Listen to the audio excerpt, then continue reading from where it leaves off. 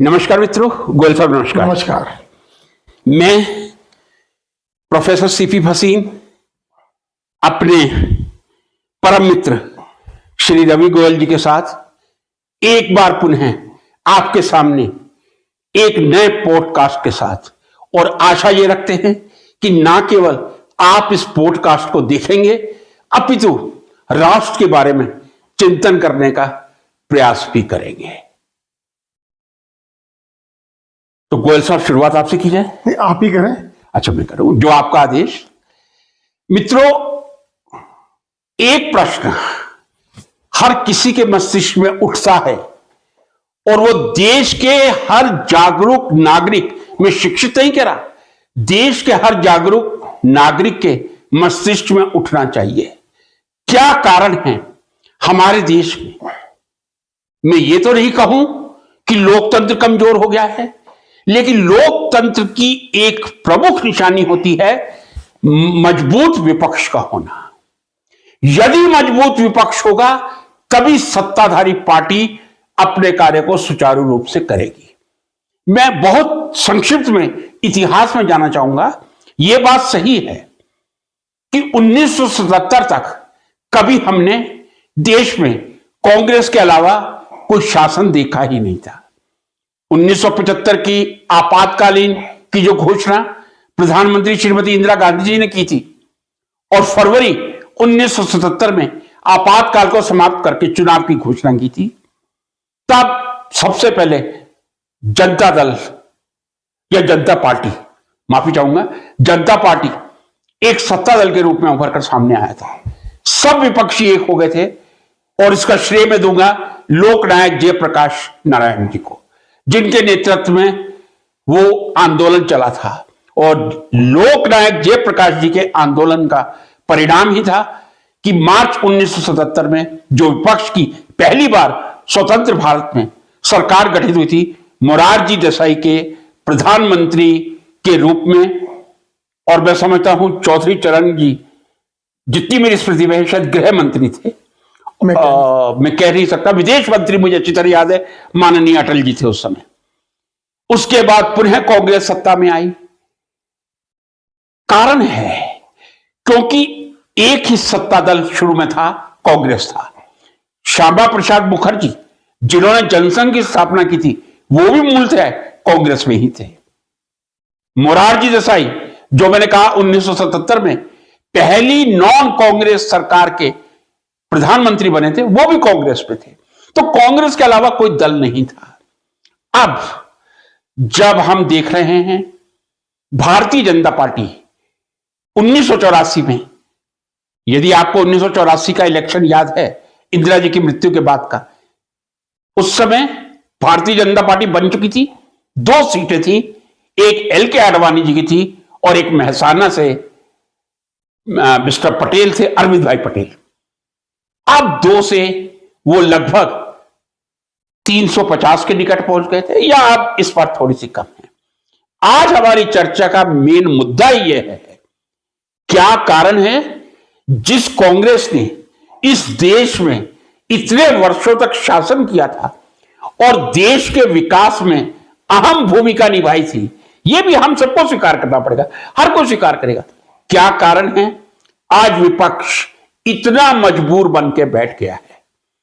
जब जून के इलेक्शन हुए थे, शायद आपको याद होगा, कर्नाटका में भाई साहब कांग्रेस की सरकार आई थी, लगातार कांग्रेस फिर से उभर कर सामने आ रही है। लेकिन हरियाणा में हर कोई इसी आशा की नजर से देख रहा था, शायद अब कर्नाटक के बाद कांग्रेस का विस्तार हरियाणा में भी होगा। लेकिन हरियाणा में जो कांग्रेस का सफाया हुआ है, मैं शब्द कह रहा हूं सफाया हुआ है, मैं किसी राजनीतिक दल से प्रतिबद्ध नहीं हूं, लेकिन दुखद स्थिति है कि इतनी अनुकूल परिस्थितियों के बाद भी कांग्रेस हरियाणा में सत्ता में नहीं आ पाई। आज हमने जो दोनों ने विचार किया है, यह भी चिंतन का विषय होना चाहिए कि हमारे देश का विपक्ष इतना मजबूर क्यों हो गया है? क्या मजबूरी है कि वो एक सही विपक्ष की भूमिका नहीं निभा पा रहा है? और मैं कह रहा हूं, लोकतांत्रिक देश है हमारा, देश के हर जागरूक नागरिक को मैं कोई शिक्षा की बात नहीं कर रहा, कोई साक्षरता की बात नहीं कर रहा। कई ऐसे निरक्षर व्यक्ति हैं जो राजनीतिक रूप से बहुत जागरूक होते हैं। आप मेरी बात से सहमत होंगे। हर व्यक्ति को यह सोचना चाहिए क्या कारण आज विपक्ष बिल्कुल हाशिए पे आ चुका है और उसने सत्ता पक्ष को मैदान खुला दे दिया है कि आप जो चाहे वो कीजिए, और स्वाभाविक रूप से आप किसी को भी जब खुला मैदान देंगे तो वो जो उसकी इच्छा होगी वो करेगा। क्या कारण है आज विपक्ष इतना कमजोर है? अब मैं निवेदन करूंगा गोयल साहब से। मैंने समझता हूं कि मैंने भूमिका एक बनाने का प्रयास किया है, अब वो दर्शकों को और खासकर मेरे को अपने विचारों से लाभान्वित करें। जी, मैं अपनी जो बात है 1984 से शुरू करूंगा, क्योंकि उस समय उससे पहले मेरी जो पर्सनल थी समझ वो कोई राजनीति के ऊपर नहीं थी। मैं उस वक्त युवा था, 18 वर्ष के युवा हो रहे 18 वर्ष का हूँगा। इंदिरा गांधी की मृत्यु के जो न्यूज़ आ रही थी, खबरें आ रही थी, वो सब मुझे अक्सर याद है। कैसे देश के अंदर का माहौल बना था और कैसे कांग्रेस को प्रचंड बहुमत मिला था। और जहां तक मुझे लगता है कि वो उस वक्त तक विपक्ष नाम की कोई चीज थी ही नहीं। अगर कांग्रेस को वो प्रचंड बहुमत मिला था तो मैं ये नहीं कहूंगा कि कांग्रेस की कोई विजय हुई थी। वो एक ऐसा दौर था जब देश के अंदर विपक्ष नाम की कोई चीज ना के बराबरी थी। जैसे भी पता है हमें, भाजपा की 2 सीटें आई थी। 84 से लेकर के 14 तक सरकार तो सेंटर में कांग्रेस की रही है। 1997-98 तक, हाँ सर, बीच में चलो एक बार वो हो गया, ऐसा दौर आया था। ऐसा भी दौर आया, 7 साल का दौर ऐसा आया। लेकिन मैं तो केवल और केवल इतना ही महसूस करता हूं कि कांग्रेस का अभिमान ही कांग्रेस को ले डूबा। देश के अंदर जितनी भी ये पॉलिटिकल पार्टीज डेवलप हुई हैं, एक ओरिजिनली भाजपा को छोड़ दें आप, तो बाकी सभी के सभी पार्टीज कांग्रेस के ही अंदर से टूट के बनी हुई हैं तकरीबन। सही है। ज्यादातर कांग्रेस में इतनी टूट क्यों हुई? वो था कांग्रेस का अभिमान, क्योंकि हमारा कोई भी विपक्ष नहीं है, इसलिए हम जो चाहे करेंगे। और दूसरा अभिमान था कि इस देश के लोग जो हैं, क्योंकि इतना कोई बड़ा मीडिया भी नहीं था, इस देश के लोगों को समझ है नहीं है, इनको कौन समझाएगा कि हम क्या करते हैं, हम जो मर्जी करें, ये तो मासूम लोग हैं, ये चुपचाप हमें ही वोट करेंगे। मैं बेवकूफ़ शब्द का इस्तेमाल नहीं कर रहा हूं, पर मुझे लगता है कि कांग्रेस की समझ में यही था कि ये देश के बेवकूफ़ से लोग हैं, इनको अपने रोजी रोटी से फुर्सत नहीं है, ये क्या सोचेंगे किसी पॉलिटिकल पार्टी के बारे में, ये हमें ही वोट करते रहेंगे।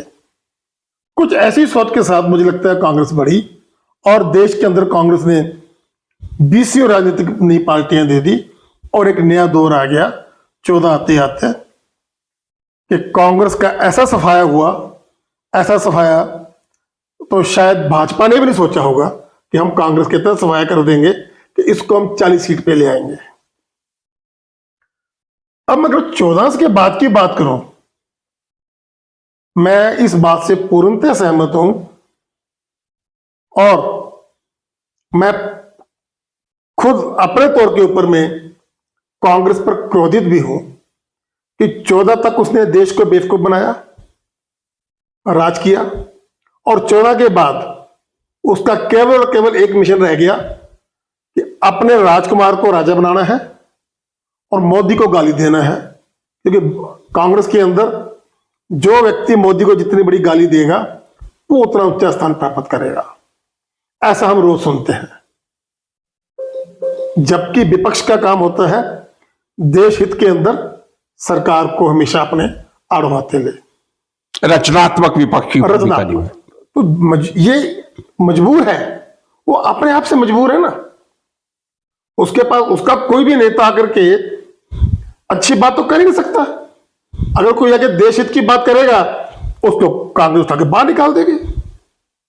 अगर वो 2 बातों के अलावा जी कि इस दुनिया में केवल और केवल एक व्यक्ति है हमारा राजकुमार, जिसे प्रधानमंत्री देश का बनना है और दूसरा, मोदी से ज्यादा घटिया आदमी, नालायक आदमी ना जाने क्या क्या गाली देते हैं।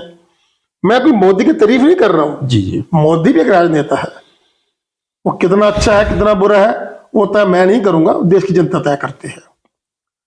14 के बाद कांग्रेस पूर्णतः मजबूर है। उसकी मजबूरी यही है कि उसका कोई भी नेता इन दो मुद्दों के अलावा अगर तीसरे मुद्दे पर बोलने की कोशिश भी करेगा, उसको उठा करके कांग्रेस के हाशिए पर डाल दिया जाएगा। कौन हिम्मत करेगा? हर नेता को पता है जो हो रहा है यही होगा। अपनी इमेज, अपनी पोस्ट, अपनी कुर्सी कांग्रेस में बचाए रखने के लिए दो काम करते रहो, परिवार की चापलूसी और मोदी को गाली, बस। इसीलिए कांग्रेस मजबूर है और इसकी मजबूरी का नुकसान देश को हो रहा है। देश बुरी तरह टूट रहा है, क्योंकि जब विपक्ष मजबूर होगा तो सत्ता पक्ष में अंदर अभिमान आना तय है। स्वाभाविक है। नहीं, स्वाभाविक है, तय है, आएगा ही आएगा।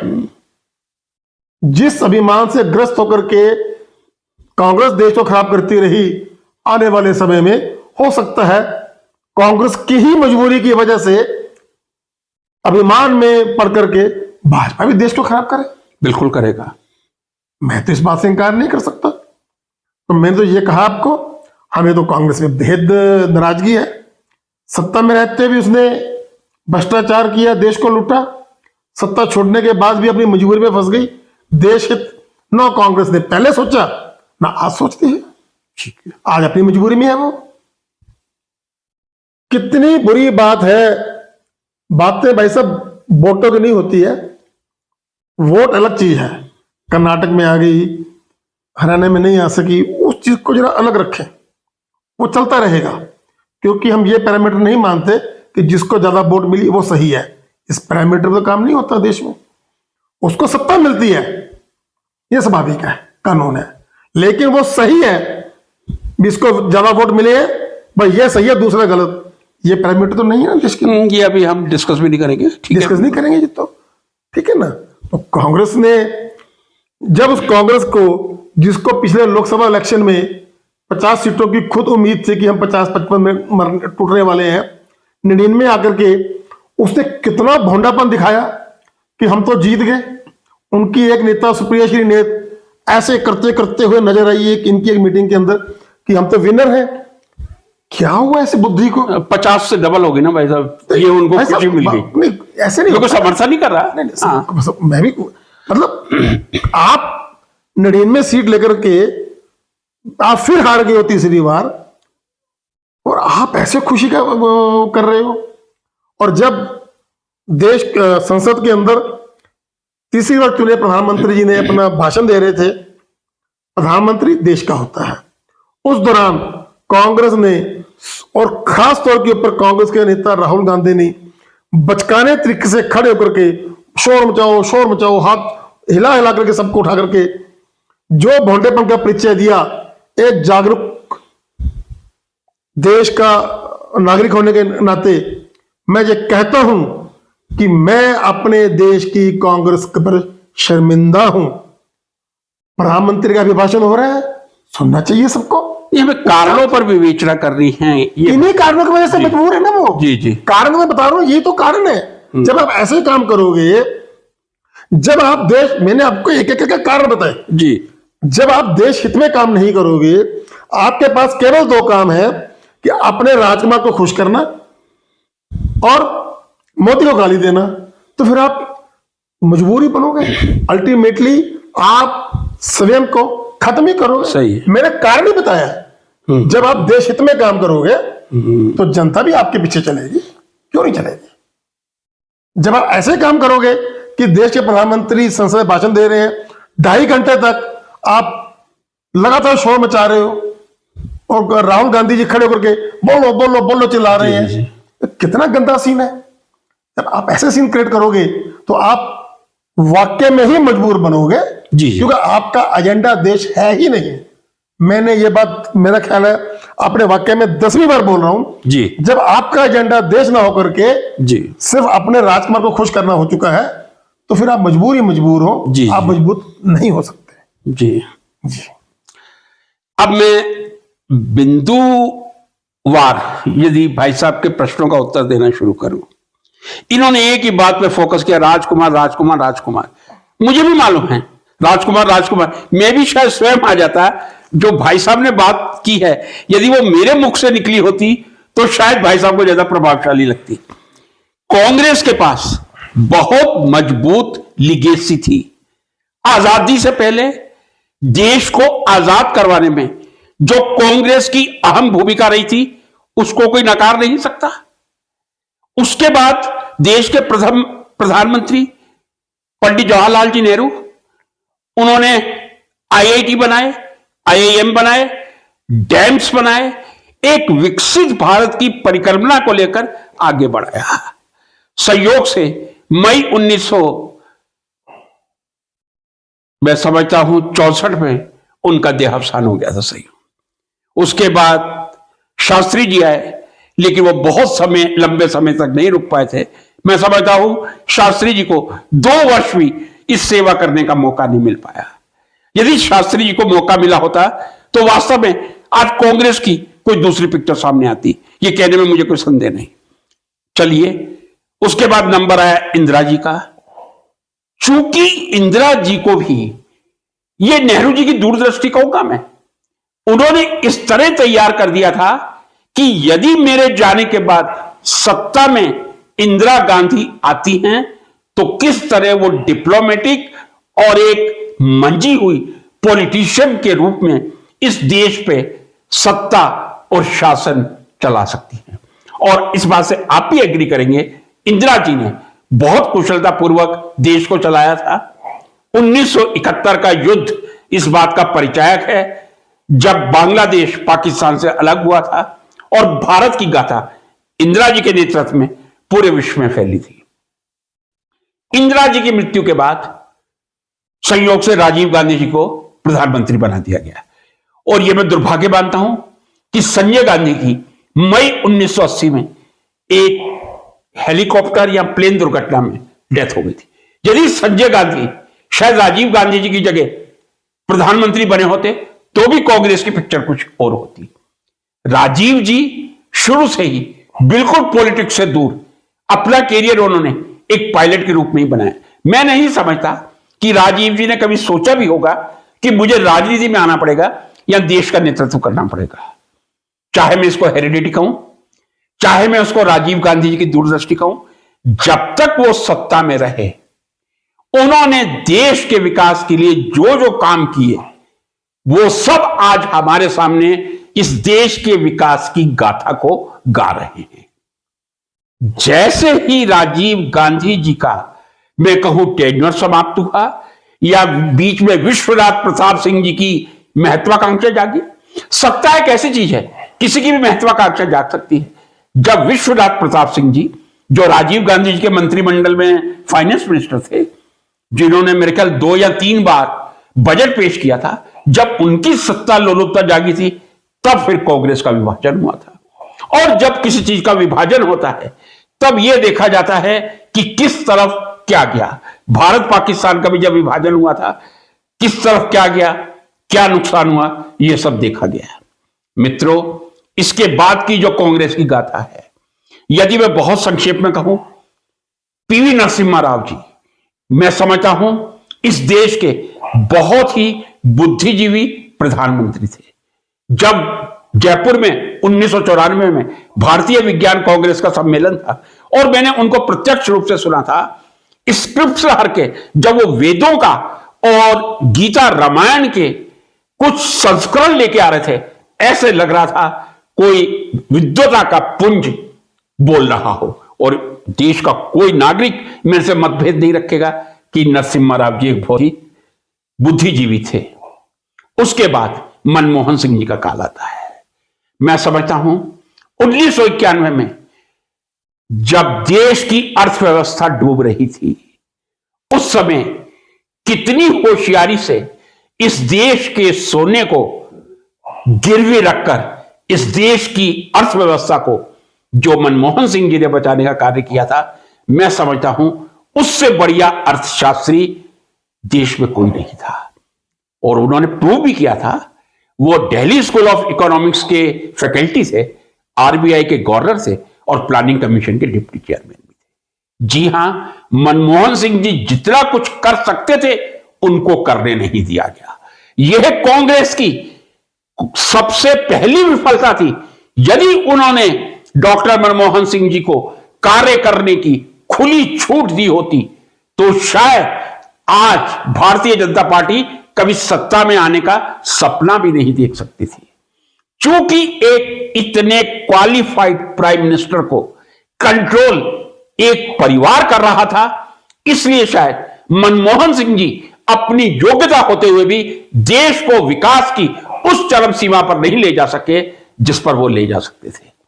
उसके बाद आविर्भाव हुआ भारतीय जनता पार्टी का, होना भी था। मैंने आपसे कहा, मैंने खुल के पिक्चर सामने रखी है, किसी दल विशेष से जुड़ के मैंने नहीं रखी है। अब जैसे ही बीजेपी का शासनकाल आया, मुझे एक चीज अच्छी तरह याद है और जो मैं बोलता हूं ऑनलाइन, जब कॉन्फिडेंट होता हूं तभी बोलता हूं। जब सबसे पहला इंटरव्यू हमारे देश के आदरणीय प्रधानमंत्री नरेंद्र मोदी जी का लिया गया, उनसे पूछा गया आप सबसे पहला काम इस देश के लिए क्या करना चाहेंगे, तो मैं इन्वर्टेड कॉमा में बता रहा हूं, उन्होंने कहा था मैं और कुछ करूं या ना करूं, सबसे पहले मैं कांग्रेस को कच्चा चबा के खा जाऊंगा। मेरे को उनका विरोध नहीं कर रहा, लेकिन जो उन्होंने कहा था वो उन्होंने करके दिखा दिया, कांग्रेस को एक तरह से समाप्त कर दिया। दूसरा कारण यह भी रहा, जो गोयल साहब ने कहा, बार बार ये राजकुमार राजकुमार राजकुमार कह रहे थे, मैं कहता हूं परिवारवाद का अंत होना चाहिए और यह कांग्रेस के लिए चिंतन का ऐसा समय है। यदि अभी कांग्रेस में सुधार नहीं आया, मैं समझता हूं फिर कांग्रेस का विनाश निश्चित है। आज आपको मेरे मुंह से ऐसी बातें सुन के आश्चर्य भी हो रहा होगा, गोयल साहब को और कई लोगों को हो रहा होगा। विपरीत काल विपरीत बुद्धि, विनाश काले विपरीत बुद्धि, माफी चाहूंगा, विनाश काले विपरीत बुद्धि। अब यदि इन्होंने राजकुमार का नाम लिया, ये एक बार राजकुमारी का नाम भी लेते, प्रियंका गांधी, जो प्रियंका वाड्रा है, और राहुल जी की तुलना की जाए, मैं प्रियंका जी को हमेशा ऊपर रखूंगा, क्योंकि एक नेता का यह भी सबसे बड़ा जेस्चर होता है जब वो मंच पर आके बोलता है किस प्रकार बोलता है। राहुल जी जैसे ही आते मंच के माइक को ऐसे ऊपर करते हैं, अभिमान की मूर्ति दिखाई देती है राहुल जी में मुझे। आज हम लोग चूंकि एनालिसिस कर रहे हैं, ये कटु सत्य कांग्रेस को भी स्वीकार करने पड़ेंगे। जो आज कांग्रेस के आपके नेता राहुल गांधी हैं, वो चाहे किसी मोची की दुकान पे जाके बैठ जाएं, मैं उनकी महानता की कद्र करता हूं। उन्होंने पूरे देश की यात्रा की थी, इतनी लंबी पैदल यात्रा करना, और वो भी एक ऐसे नौजवान के द्वारा जो बहुत ही सुविधाओं में पला बड़ा हो, वो अपने आप में प्रशंसनीय है। लेकिन आप मोची की दुकान पे जाके बैठ जाएंगे, आप खेत में ट्रैक्टर चलाएंगे, लेकिन जब मंच पे जनता के सामने आएंगे, आपको विनम्रता का परिचय देना चाहिए। एक थोड़ी हठधर्मिता जो राहुल गांधी में है, वो मैं स्वीकार करता हूं। और मैंने ये कहा था कि कांग्रेस का विभाजन ऐसा नहीं कि विश्वनाथ प्रताप सिंह जी ने शुरू किया था, चूंकि मोरारजी भी कांग्रेस में थे। जब इंदिरा जी प्रधानमंत्री बनी थी लाल बहादुर जी के बाद, उसको मोरारजी नहीं पचा पाए थे, और ये स्वाभाविक रूप से काफी सीनियर नेता थे, तब कांग्रेस का पहला विभाजन हुआ था। मैं सही कह रहा हूं। दूसरा विभाजन फिर होता है यहां आके जब विश्वनाथ प्रताप सिंह जी अलग हुए थे। अब जब कांग्रेस लगभग पिछले लोकसभा चुनावों में 50 सीटों के आसपास आके सिमट गई थी, उसी समय एक नई पार्टी उभरी थी देश में। उस समय नहीं, उससे 5 साल कह दूं, 2010 के आसपास अन्ना आंदोलन की जो देन थी, जिसका नाम है आम आदमी पार्टी, और जो दिल्ली में पिछली बार 70 में से मैं समझता हूं 66 सीटें लाकर क्लीन स्वीप करके उसने देश में एक नया रिकॉर्ड बनाया था। मैं समझता हूं अरविंद केजरीवाल जी काफी अच्छा काम कर रहे हैं, मनीष सिसोदिया जी काफी अच्छा काम कर रहे हैं। इसी बीच का जो डेवलपमेंट था वो था एक नए अलायंस का बनना, जिसको इंडी कहा जाता है, Indian national democratic inclusive alliance. INDI alliance बना था, सबने हाथ मिलाए थे, और एक आशा जगी थी शायद जब पूरा विपक्ष एक होगा तब 1977 का उदाहरण कहीं वापस ला जाए। 1977 में मैं समझता हूं एक सीपीआई को छोड़ के, सीपीएम जनता पार्टी का भाग था, सीपीआई नहीं था, बाकी सारा विपक्ष एक था। और इंदिरा जी को जो बहुमत से हार मिली थी, मैं समझता हूं इंदिरा जी ने कभी कल्पना भी नहीं की होगी। अब जब इंडी गठबंधन बन गया था और विपक्ष एक हो रहा था, और विपक्ष एक होने का मतलब आप विपक्ष को मजबूत बना रहे हैं, यानी जो आप कह रहे थे कि यदि विपक्ष भी इसी तरह ढुलमुल रही कांग्रेस की नीति, तो एक तानाशाही प्रवृत्ति बीजेपी में आएगी, और आ रही है और आनी चाहिए, जब कोई विरोध नहीं होगा। क्या कारण था? जब इंडी गठबंधन बना और सबने यह निश्चय किया कि हम सब लोग मिलकर चुनाव लड़ेंगे। एक चुनाव जो मैं समझता हूं जून का लोकसभा का चुनाव सबने मिलकर लड़ा था, उसमें भी ममता बनर्जी की कुछ अलग शर्तें थी।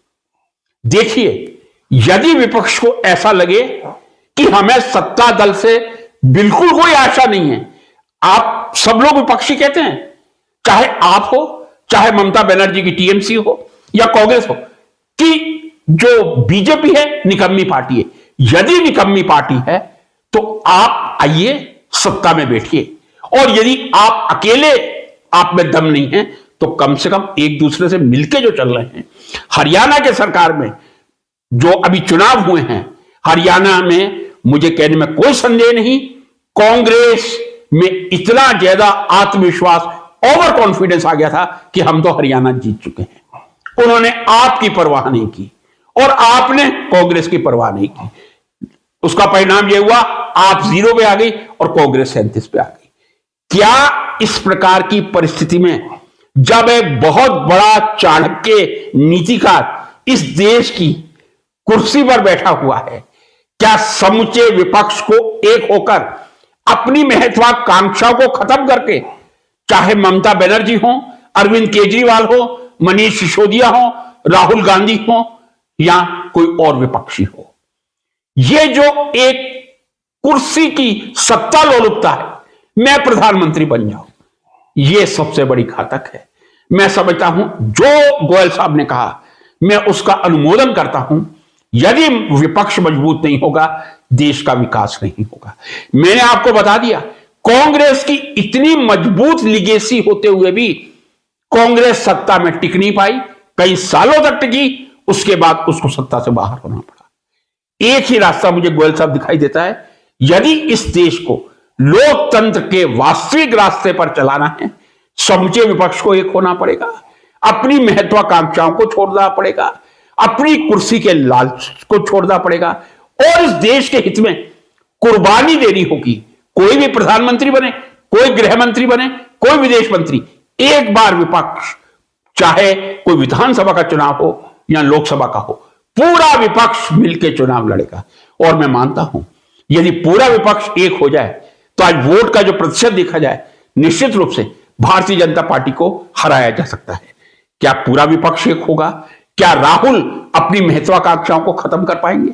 क्या केजरीवाल अपनी महत्वाकांक्षाओं को खत्म कर पाएंगे? क्या ममता बनर्जी अपनी महत्वाकांक्षाओं को खत्म कर पाएंगी? ये ऐसे प्रश्न हैं जो प्रश्नवाचक चिन्ह के रूप में हमारे लोकतंत्र के सामने लगे हुए हैं। मैं मानता हूं एक ही रास्ता है इस समय, कांग्रेस अकेली कभी भी भारतीय जनता पार्टी का मुकाबला नहीं कर सकती। आप कभी भी आने वाले कई वर्षों तक मुझे दिखाई नहीं देता कि अकेली भारतीय जनता पार्टी का मुकाबला कर ले। सभी दल मिलकर रचनात्मक रूप से यदि आगे बढ़ेंगे और लोकतंत्र में जो विपक्ष की भूमिका होती है उसको निभाएंगे। भाई साहब ने एक बात कही थी, राहुल गांधी लोकसभा में चिल्लाए थे, यह विपक्ष का काम हो जाता है। मुझे याद है स्मृति ईरानी जी की तो फोटो मेरे सामने आती है, सिलेंडर के भाव, एलपीजी की बात करो, 10 रुपए बढ़ते थे, स्मृति ईरानी जी सिलेंडर गले में लटका के दिल्ली में आके कनाट पुलिस पे खड़ी हो जाती थी। तो ये तो विपक्ष है, विपक्ष का ये सब जो नाटक है ये चलता रहता है। लेकिन इस समय देश को आवश्यकता है एक विपक्ष मजबूत की है। यदि विपक्ष मजबूत विपक्ष नहीं रहा तो इसमें कोई दो राय नहीं, ये देश एक तानाशाही की तरफ जाएगा। और तानाशाही चाहे अच्छे व्यक्ति के नेतृत्व में हो, क्योंकि तानाशाही शब्द ही ऐसा है, या बुरे व्यक्ति के नेतृत्व में हो, तानाशाही हमेशा लोकतंत्र की हत्या ही करती है, कभी लोकतंत्र को जीवित नहीं रखती। आप कुछ कहना चाहें? आपने काफी कुछ बोला भाई साहब। मुझे कुछ बातें आपकी से मतलब जी पूरी की पूरी तकरीर आपने दी, मुझे ठीक से समझ नहीं आई।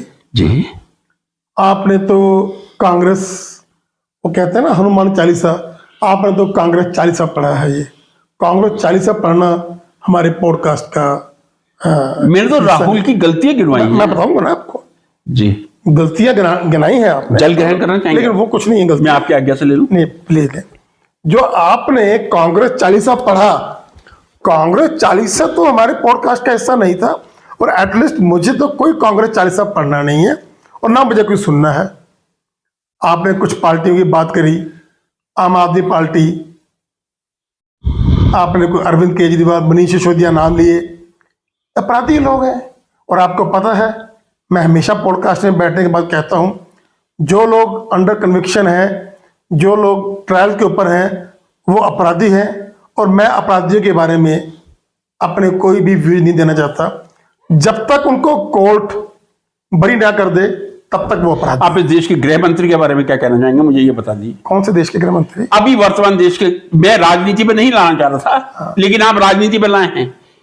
जिस गृह मंत्री को गुजरात से तड़ी पार कर दिया गया था, आप उसके बारे में क्या कहना वो उस चाहेंगे? केस से वो अदालत से बरी हो गया? नहीं, मुझे नहीं मालूम, मैं तो आपसे पूछ रहा हूं। आपको मालूम होना आप मुझे चाहिए। क्या? नहीं, मुझे नहीं मालूम। आपको मालूम होना चाहिए कि देश के गृह मंत्री के ऊपर भी लगे थे, इवन के देश के प्रधानमंत्री के ऊपर भी जी। जब गुजरात के सीएम से इल्जाम लगे थे, इन दोनों ने उस वक्त ना किसी सरकार को गलत कहा, ना एसआईटी को गलत कहा, ना कोर्ट को गलत कहा। इन्होंने अपना एसआईटी में जाकर के पूरे बयान दिए हैं, और दोनों के दोनों महानुभव कोर्ट से पूर्णतः बरी हुए हैं। मैंने यही कहा है आपको, जब तक जिसके ऊपर आपराधिक इल्जाम लगे हैं वो कोर्ट से बरी नहीं हो जाता, तब तक वो अपराधी है। और मैं अपराधियों के बारे में बात नहीं करता। एक मिनट मुझे दे दीजिए, आपकी बात कंटिन्यू रहेगी। एक मिनट।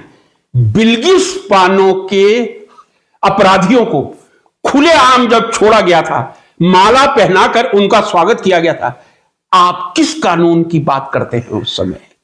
बिल्किस बानो के अपराधियों को छोड़ा गया, और धन्य है हमारे देश का न्याय पद्धति जिसने वापस उनको अंदर करने का ऑर्डर दिया। यदि एक देश के प्रधानमंत्री और गृह मंत्री के आदेश से इस प्रकार के आरोपियों को जेल की सलाखों से बाहर निकाला जाता है, राम रहीम को भी अभी पैरोल दी गई है, कई बार दी गई है, तो वो उनके ऊपर भी प्रश्नवाचक चिन्ह। अभी आप बातों को बहुत मैं लाना नहीं चाह रहा लेके चले था, आज हम बिल्कुल राजनीति विहीन चर्चा कर रहे थे। मेरी बात तो पूरा हो जाने देते। आप कर दीजिए, मैंने 1 मिनट का टाइम 1 मिनट ले लिया। मतलब मैं फिर वहीं आ रहा हूं, आपने कुछ अपराधियों के नाम लिए, मैं उनके बारे में कोई बात नहीं करना चाहता। कौन अपराधी? मैं भी बता के बैठा हूं। कौन? अभी अरविंद केजरीवाल जो कि कोर्ट में कन्विक्टेड है, मनीष सिसोदिया, आपने ये दो नाम बड़े आपने खास लिए। तो मैं यही करूंगा, मैं इस पर कोई कमेंट नहीं करूंगा, क्योंकि ये दोनों जो है एज पर लॉ अपराधी हैं। और अरविंद केजरीवाल तो देश के वो अपराधी हैं जिनको सुप्रीम कोर्ट ने बेल देते समय अगर उसके पास ये पावर नहीं थी तो लिख दे कि you are not you can not continue CM, पर उसने अप्रत्यक्ष रूप से लिखा कि ना आप कोई फाइल साइन कर सकते हैं, ना आप सीएम ऑफिस जा सकते हैं।